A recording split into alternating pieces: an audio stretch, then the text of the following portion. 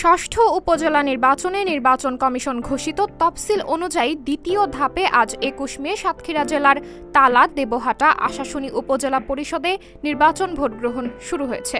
জেলার ৩টা উপজেলার নির্বাচন অবাধ, সুষ্ঠু ও শান্তিপূর্ণভাবে অনুষ্ঠিত করতে সকল ধরনের প্রস্তুতি গ্রহণ করেছে স্থানীয় প্রশাসন। এদিকে গত ২০ মে সকালে কেন্দ্রে কেন্দ্রে পৌঁছে দেওয়া হয়েছে প্রয়োজনীয় সরঞ্জামাদি।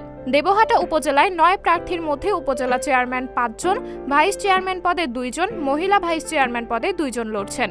চেয়ারম্যান পদে মুজিবুর রহমান, আল ফেরদৌস আলফা, আবু রাহান টিটু, রফিকুল ইসলাম, অ্যাডভোকেট গোলাম মোস্তফা এবং ভাইস চেয়ারম্যান পদে হাবিবুর রহমান সবুজ, বিজয় ঘোষ ও মহিলা ভাইস চেয়ারম্যান পদে জিএম স্পর্শ ও আমেনা রহমান লড়ছেন।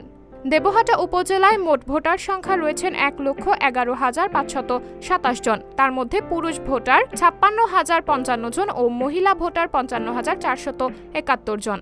দেবহাটা উপজেলা প্রতিনিধি ইব্রাহিম হোসেন জানান, কুলিয়া, পারুলিয়া, সখীপুর, নওয়াপাড়া ও দেবহাটা সদর ইউনিয়নে সুষ্ঠুভাবে ভোট গ্রহণ চলছে।